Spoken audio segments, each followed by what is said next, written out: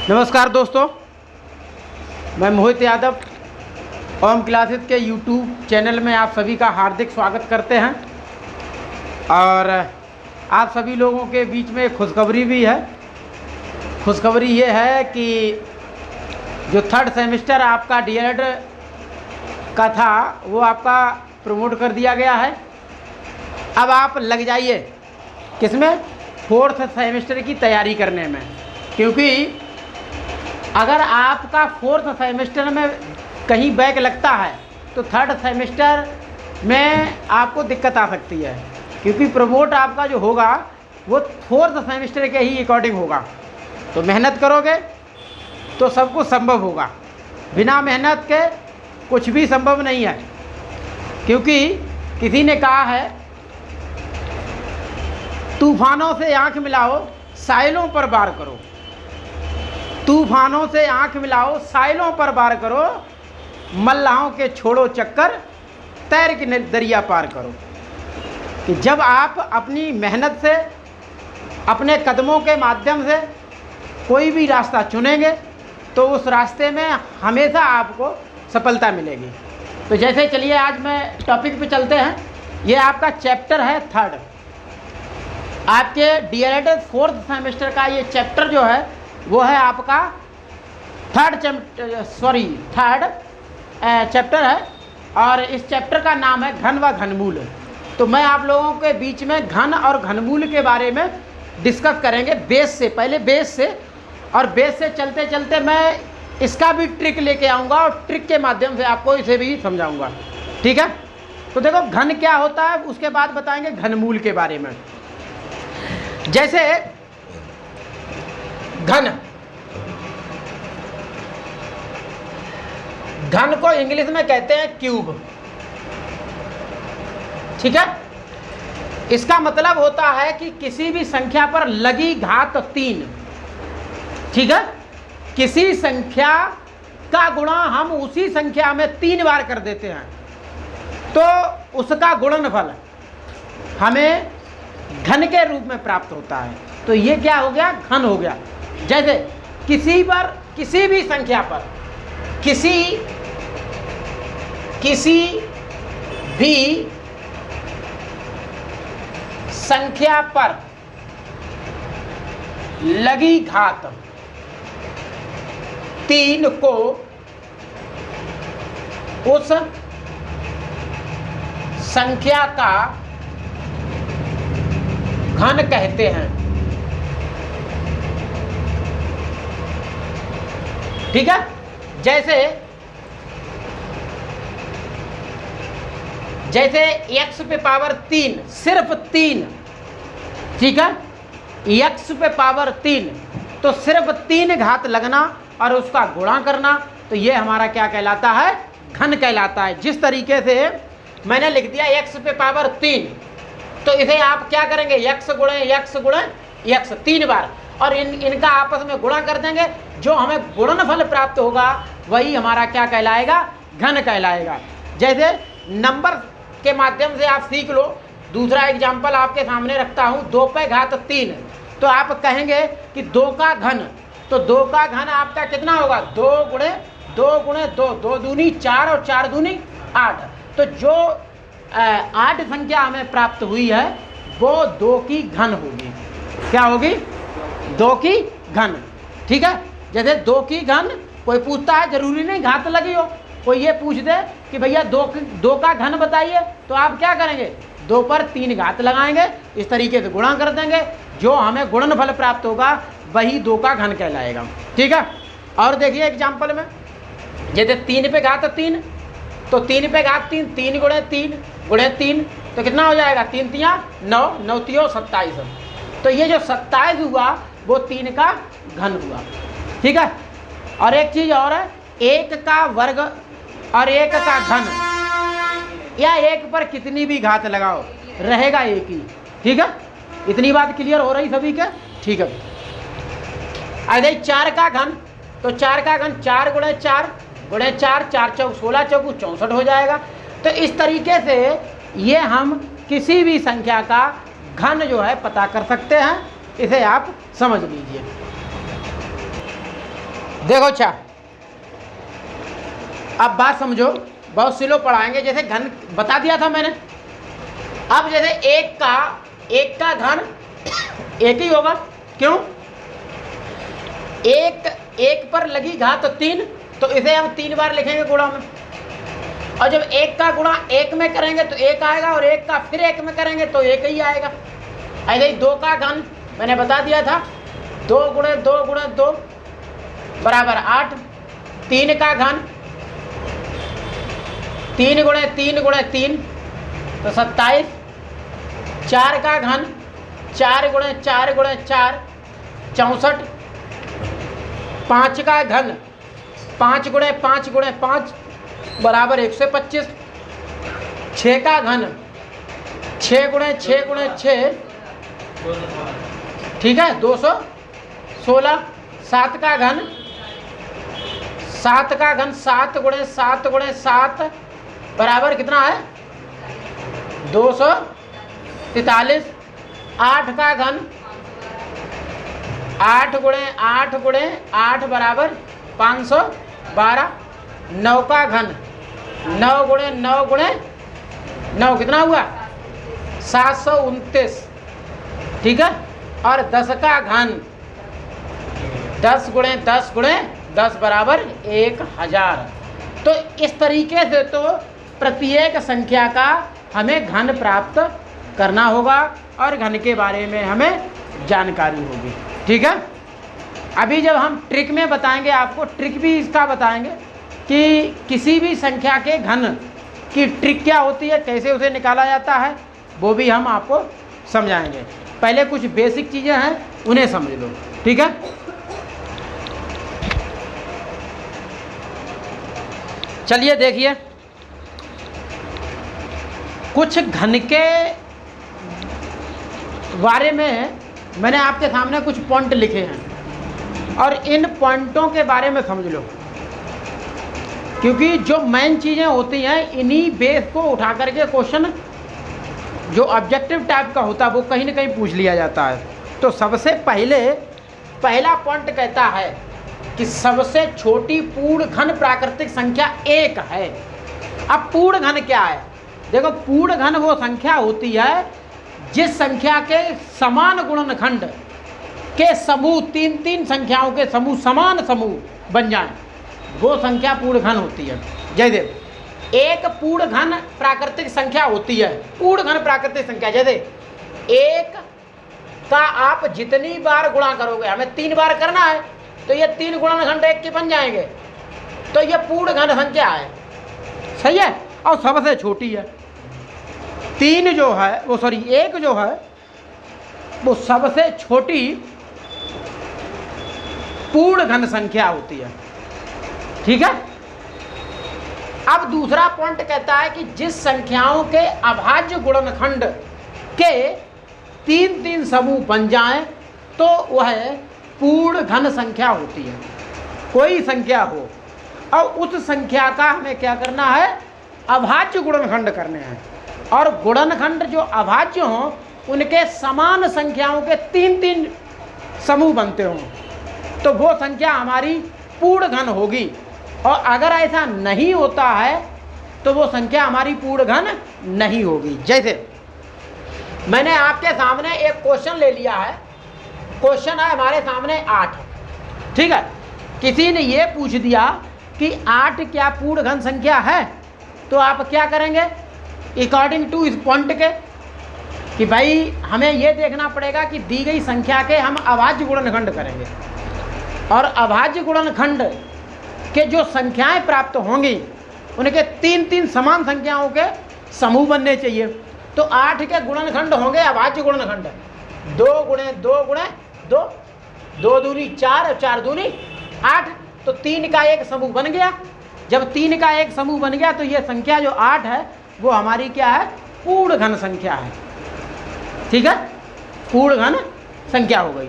इसी तरीके से एक संख्या मैंने ले ली है 12, ठीक है। अब 12 के हमने अभाज्य गुणनखंड किया तो 2 गुणे 2 गुणे 3, तो 2 दूनी 4 और 4 तियां 12। लेकिन देखने वाली बात यह है कि जो 12 है वो हमारी पूर्ण घन संख्या नहीं है। ठीक है, पूर्ण घन नहीं है। क्यों नहीं है?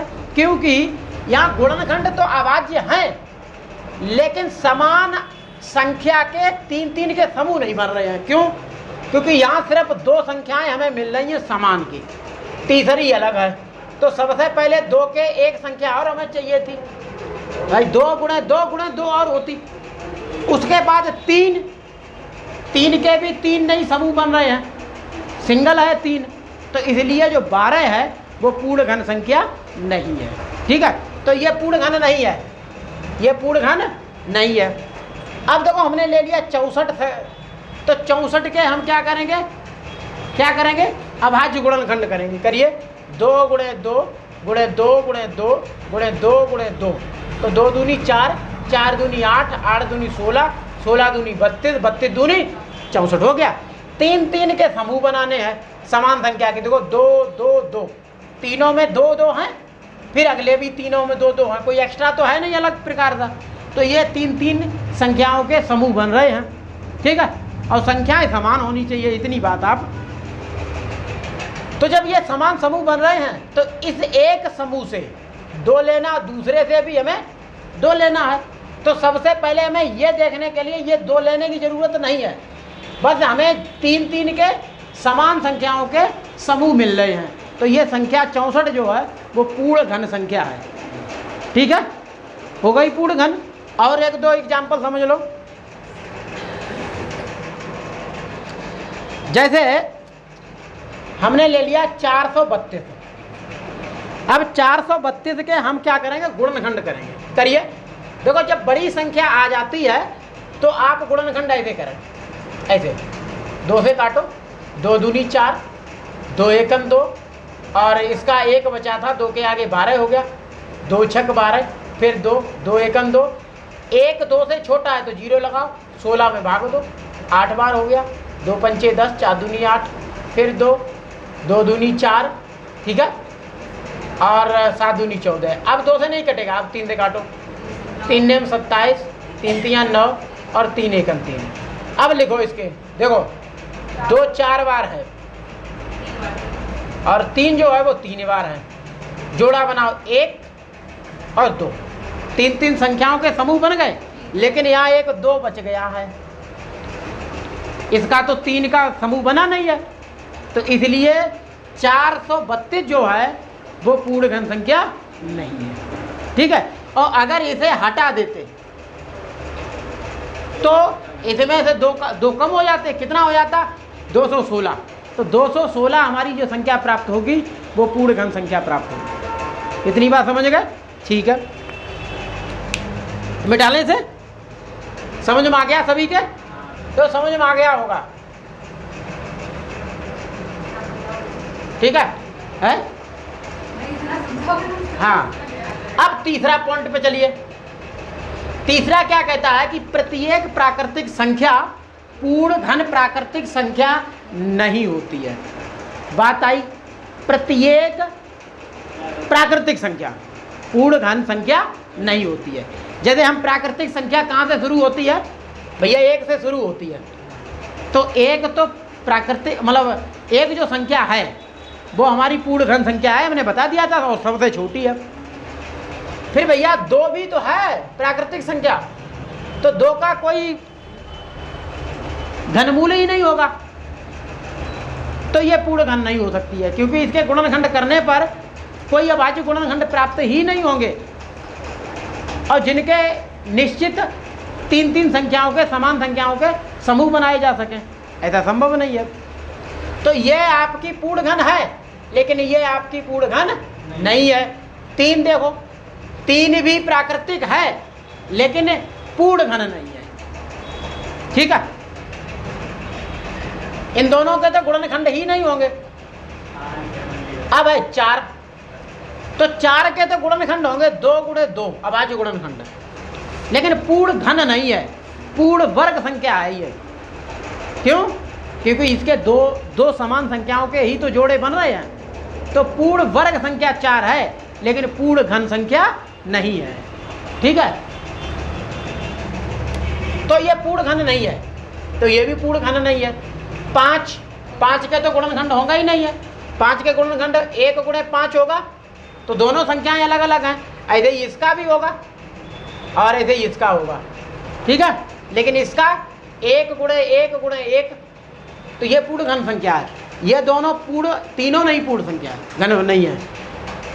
6 तो 2 गुणे 3, लेकिन भाई गुणनखंड अभाज्य गुणनखंड हो रहे हैं, लेकिन समान 3-3 अंकों की या समान 3-3 संख्याओं के समूह नहीं बन रहे हैं, क्योंकि यहाँ 2 है, यहाँ 3 है। 2 3 बार होता और 3 भी 3 बार होता तो पूर्ण घन हो जाती है। ऐसे ही आपकी 7, ये भी नहीं है, ठीक है।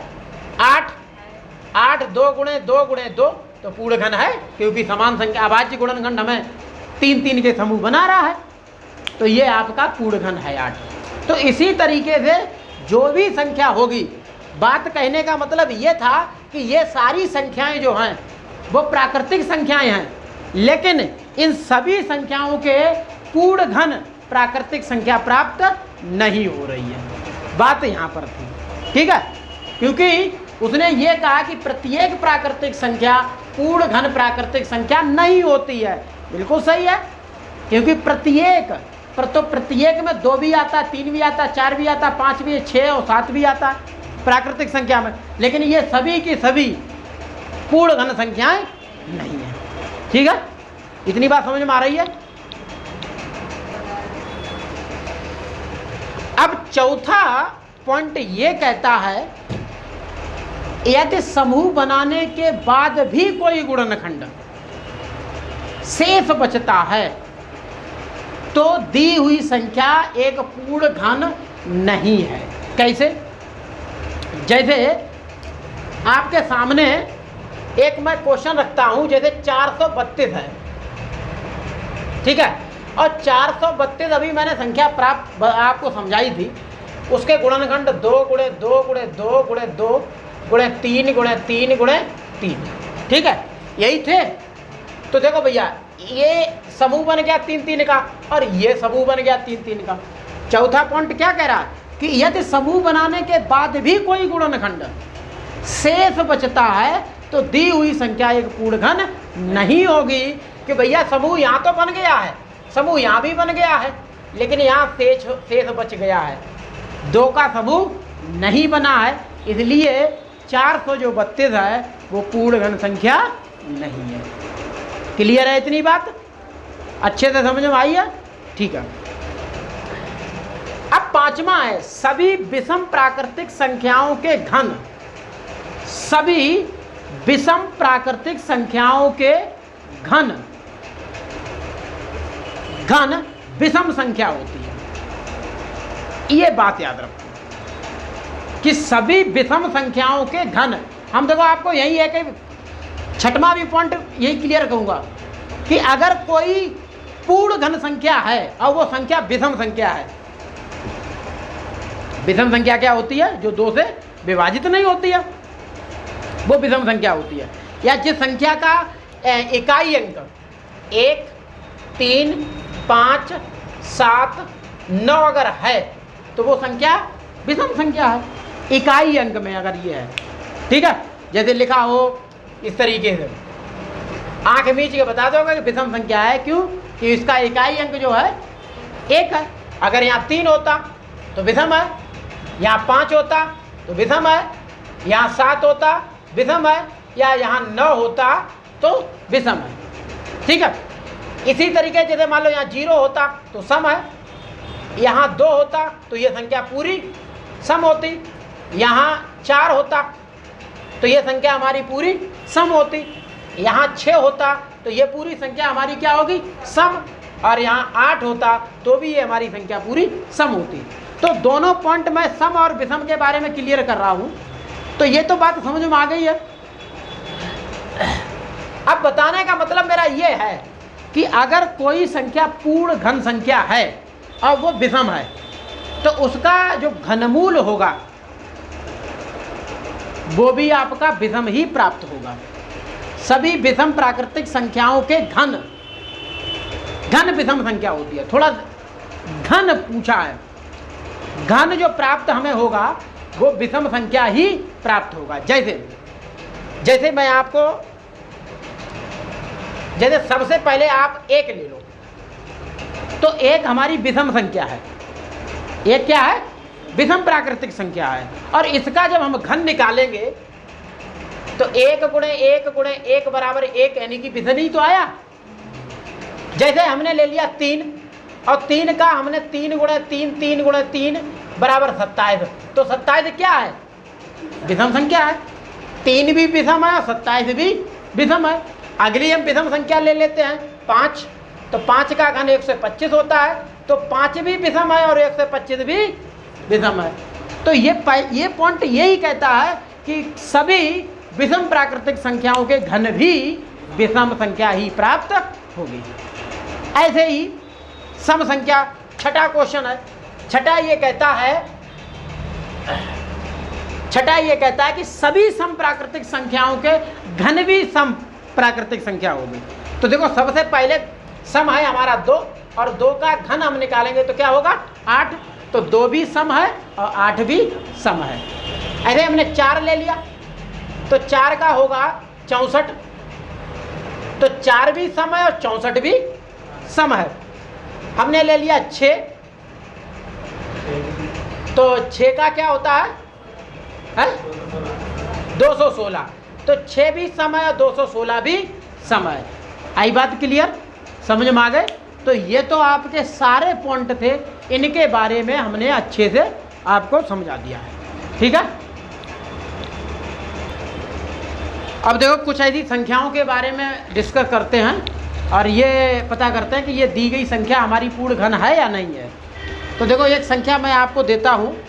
संख्या हमारे सामने है 27, ये है 1000, तो 27,000 है। देखो, घन प्राप्त करना, एक चीज़ इसमें बहुत बड़ी है कि वर्ग में हमें प्राप्त ये करना होता है कि अगर 0 है तो डबल 0 होनी चाहिए, तो पूर्ण वर्ग है। और जो संख्या है 0 के बाद, वो एक घनमूल पर मतलब पूर्ण वर्ग होनी चाहिए थी। तब हम पता करते थे कि 2 0 और बची हुई संख्या पूर्ण वर्ग होनी चाहिए, तो दी गई संख्या हमारी पूर्ण वर्ग है। अब यहाँ क्या है? अब यहाँ 2 0 नहीं, अब 3 0 की ज़रूरत है।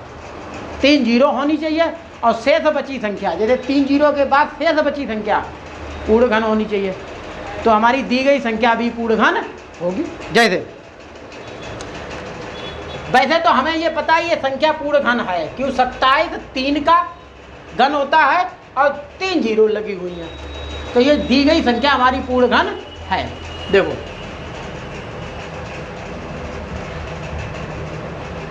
इसके हम गुणनखंड करते हैं। बड़ी संख्या है, करिए, 2 से कटेगा, 2 एकम 2, 3 दूनी 6, 1 बचा, 5 दूनी 10 और 2 0, 6 दूनी 12, 7 दूनी 14, 5 दूनी 10 और 0, 3 दूनी 6, 3 दूनी 6, 7 दूनी 14, 5 दूनी 10 हो गया। 2 से अब नहीं कटेगा, 2 से, क्यों? लास्ट में 5 आ गया। अब 3 से काट के देखो, 3 से कटेगा, 3 एकम 3, 3 एकम 3, 3 दूनी 6 और 3 पंचे 15, फिर 3 से काटो, 3 3 9, 2 बचा, 3 7 21, 1 बचा, 3 पंचे 15, 3 एकम 3, 3 दूनी 6, 3 पंचे 15। अब 3 से नहीं कटेगा, 5 से कटेगा, 25 पंचे 125, 55 25, 5 एकम 5। तो देखो, अब हमें क्या करना है? इसके जोड़े बना लेने हैं 3 3 के। ठीक है, जोड़े 3 3 के पूरे बन गए, 3 3 समान संख्याओं के समूह बन गए हैं। तो कोई भी ऐसी इसमें संख्या शेष नहीं बची है जिसका 3 3 का समूह नहीं बनता हो, तो ये दी गई संख्या हमारी क्या है? पूर्ण घन है। ठीक है, और इसी से रिलेटिव कोई पूछता है कि इसका घनमूल क्या होगा, तो इसका आप 2 लेंगे, क्योंकि एक समूह से 3 3 के एक समूह से 1 अंक लिया जाता है। 2 का 3 समूह है, 3 का 2 2 का जो है वो एक समूह है, तो इस समूह से 2, 3 का एक समूह 3 और 5 से एक समूह 5, मतलब 1। इनका हम गुणा करेंगे 3 दूनी 6 और 6 पंचा 30, तो जो 30 होगा वही 2700 का घनमूल होगा। लेकिन घनमूल की चर्चा ही नहीं अभी कर रहे हैं, लेकिन बता रहे हैं। तो सबसे पहले क्या बताना है हमें कि दी गई संख्या हमारी घन पूर्ण घन है या नहीं है। तो आप कह सकते हैं ये हमारी संख्या जो है पूर्ण घन है। ठीक है, तो अगला देखो, बिठाने से एक संख्या और समझ लो।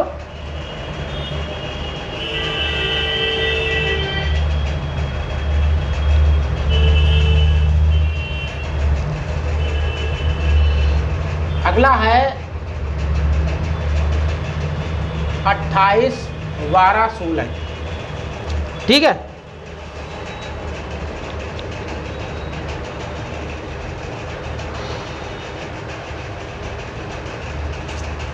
तो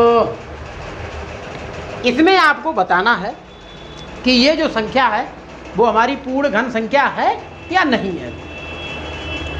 तो देखो, सबसे पहले हम क्या करेंगे, इसका गुणनखंड करेंगे। तो गुणनखंड जब हम करेंगे तो सबसे पहले 6 है तो 2 से कट जाएगा, 2 एकम 2, 4 दूनी 8। ठीक है, एक कटेगा नहीं तो 0 रख लेंगे। 12 में भाग दोगे तो 6 दूनी 12, फिर एक नहीं कटेगा, 0 रख देंगे तो 8 बार, फिर 2, 7 दूनी 14, 0 उतार लो, 3 दूनी 6, फिर 0, 4 दूनी 8। ठीक है, फिर 3 दूनी 6, 5 दूनी 10, 2 एकम 2, 5 दूनी 10 और 2 दूनी 4, फिर 2 से 2 एकम 2 और 7 दूनी 14, 5 दूनी 10 और एक फिर है 7 दूनी 14, 6 दूनी 12, 8 दूनी 16, 7 दूनी 14, एक बचा तो 17 हो गया, 8 दूनी 16, फिर 8 दूनी 16, फिर 2 से काटो, 4 दूनी 8, 3 दूनी 6, 9 दूनी 18, 4 दूनी 8, फिर 2 से काटो, 2 दूनी 4, 2 एकम 2, 9 दूनी 18, 7 दूनी 14, खत्म हो गया। अब 2 से नहीं कटेगा, क्यों, लास्ट में 7 आ गया। ठीक है, 2 दूनी 4, 2 एकम 2, 9 दूनी 18, 19 था और 7 दूनी 14। अब 3 से काटो, 3 से कटेगा, नहीं कटेगा, ये 3 से नहीं कटेगा। तो अब आज 3 के बाद कौन थी, 5, 5 से तो कटेगा ही नहीं क्योंकि लास्ट में 7 है। 5 से तो वही कट सकता है जो 0 हो या फिर 5 हो। अब कितने से कटेगा, 7 से, देखो 7 1 7 1 7, 7 से भी नहीं कटेगा। 9 आवाज होती नहीं है, 11 होती है आवाज, 11 दूनी बाद 11 1 11, कितना बचा 10, 109 हो गया, 11 निम्मा 99, तो फिर 10 बचा 107, 11 से भी नहीं कटेगा। 12 13 से, 13 से देखो 13 1 13, कितना बचा 8 और 8 लगाओ इधर 89, 7 91, 3 78, 6 बार कटा 78, कितना बचा 11, 111, 13 निम्मा 117, 13 से कट जाएगा। ठीक है, तो 13 से काटिए, 13 एकन 13, 3 छक्का 78 और 13 निम्मा 117, फिर ये 13, ये तो 13 के हाई वर्ग 13। ठीक है, जोड़ा बना लो, 3 3 के जोड़े बना लो। देखो ये भी एक 3 3 का समूह बना, ये भी बना, ये बना, लेकिन ये 2 छूट गया। जब ये 2 छूट गया है तो इसका मतलब ये संख्या हमारी पूर्ण घन संख्या नहीं है। इतनी बात समझ में आ गई। ठीक है, देखिए अब ये तो कुछ ऐसी संख्याएं थी जिनका मैंने आपको घन समझाया, लेकिन और घन किन किन संख्याओं का पूछा जाएगा। दशमलव वाली संख्याओं का भी घन आपसे पूछा जाएगा, परमेय संख्याओं का भी आपसे घन पूछा जाएगा। ठीक है, तो ये भी आप नोट कर लें कि किसी भी दशमलव संख्या का घन भी दशमलव में ही आएगा। किसी भी दशमलव संख्या का घन दशमलव संख्या में ही प्राप्त होगा। ठीक है, और दूसरा पॉइंट और है, किसी भी ऋणात्मक पूर्णांक का घन भी हमेशा ऋणात्मक ही होगा। बहुत इंपॉर्टेंट चीज है। पॉइंट मैंने जो लिखवाए थे उसमें ये और जोड़ना था कि प्रत्येक ऋणात्मक पूर्णांक का घन हमेशा ऋणात्मक संख्या ही होगा। लेकिन वर्ग में क्या था, ऋणात्मक पूर्णांक का घन धनात्मक होता था, और यहाँ घन में प्रत्येक ऋणात्मक संख्या का घन ऋणात्मक संख्या ही होगा। जैसे और प्रत्येक परिमेय संख्या का घन परिमेय संख्या होगा। तो पहला हमने पॉइंट आपके सामने रखा था कि प्रत्येक दशमलव संख्या का घन दशमलव संख्या ही होगा, दशमलव संख्या में ही प्राप्त होगा। तो क्या है, देखिए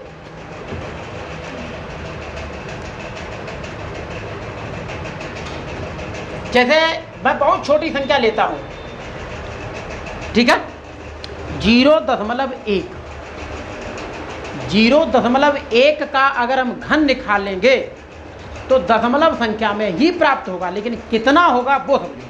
जैसे इसका हमें घन बताना है तो आप क्या करेंगे, 0.1 गुणे 0.1 गुणे 0.1। मैं इससे पहले कई टॉपिक पढ़ा चुके हैं, उसमें मैंने बताया था कि किसी भी संख्या पर अगर जितनी उस पर घात लगा दी जाती है उस संख्या को हम गुणा में उतनी बार ही लिख लेते हैं। अब हमने 0.1 का जब घन निकालेंगे तो उसे भी मैंने 3 बार लिख दिया है।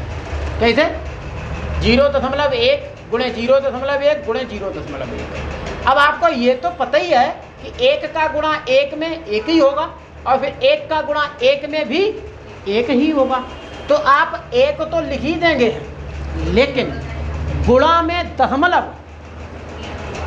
कितने अंकों बाद लगेगा वो हमेशा जितनी बार दशमलव लगा होता है अंक के जितने अंक बाद वो सब जोड़ दिए जाते हैं। जैसे 1 अंक बाद और 1 अंक बाद जुड़ के हो गई 2 अंक बाद और वे 3 अंक बाद, तो हमें दशमलव लगाया जाएगा 3 अंक बाद। लेकिन यहाँ अंक तो हमें मिल रहा है प्राकृतिक संख्या का 1, तो उस कंडीशन पे इसके आगे हम 0 बढ़ा लेंगे। कितने की ज़रूरत हमें है, 3 अंकों की, तो 1 2 3 दशमलव लगा देंगे, ये हमारा घन प्राप्त होगा। आई बात समझ में, बताइए समझ में आ गई। ऐसे ही हम लेते हैं 0.2 का घन, का घन, तो आप क्या करेंगे, 0.2 0.2 और 0.2, तो 2 का 2 में गुणा करोगे 2 दूनी 4 और 4 का 2 में करोगे तो हो जाएगा 8। तो आप 8 तो लिखना ही लिखना है। 1 अंक के बाद दशमलव यहाँ, 1 यहाँ जुड़ के हो गया 2 अंक बाद और 1 यहाँ, तो टोटल हो गया 3 अंक बाद दशमलव। ठीक है, तो आप 3 अंक बाद दशमलव लगाएंगे तो 1 अंक हमारे पास है, 2 अंकों की और ज़रूरत है, तो हम क्या कर देंगे, 2 0 बढ़ा देंगे उस संख्या के आगे, ना कि पीछे, आगे 0 बढ़ा करके फिर दशमलव लगा देंगे। ठीक है, इसी तरीके से 0.3 का घन देखिए। तो अब जब आपको पता, फिर 3 का घन आपको पता होना चाहिए। 3 का कितना है, 27, और कितने अंक बाद दशमलव लगेगा, 3 अंक बाद, 2 तो हैं, 1 की और ज़रूरत है। ठीक है, 8 का घन, 0.8 का घन, तो 8 का आपको पता है कितना होता है, 200, कितना होता है वो, 6 का हम लेते हैं, चलिए 8 का ही समझ लो, 512। तो हमें 3 अंक बाद दशमलव लगानी है, तो यहाँ तीनों अंक मिल रहे हमें। ओके, ठीक है। तो इस तरीके से किसी भी दशमलव संख्या का अगर आपको घन निकालना है तो हमें उस संख्या का घन इस तरीके से निकाल के बताना है। अब बात करते हैं कि किसी भी ऋणात्मक पूर्णांक का घन हमेशा ऋणात्मक संख्या ही होता है। वो कैसे होता है वो समझ लो। है, देखिए जैसे